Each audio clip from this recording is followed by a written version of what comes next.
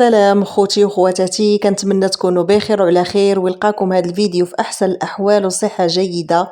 مرحبا بكم معايا في فيديو جديد على قناتي وقناتكم غزال شانيل. الا كنتوا زوار جداد للقناه فما تنسوش تضغطوا على زر الاشتراك وتفعيل الجرس باش تبقاو ديما توصلوا بجديد القناه. لايك للفيديو فضلا وليس امرا وتعاليقكم بخصوص الموضوع. سعد المجرد يحل بالمغرب للاحتفال بعيد الفطر والاحتفال بعيد ميلاده، فخليكم معايا باش تعرفوا التفاصيل.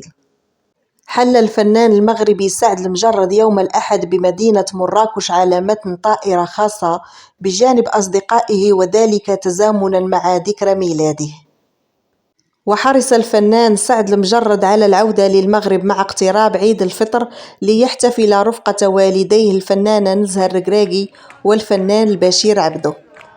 واحتفل المجرد بعيد ميلاده فور وصوله لمدينة مراكش بحضور عدد من أقاربه وأصدقائه، وبدا في مقطع فيديو سعيدا عقب عودته لبلده. وتلقى الفنان المغربي سعد المجرد رسائل تهنئة من قبل متابعيه وزملائه في الوسط الفني احتفالا بالذكرى 39 لميلاده.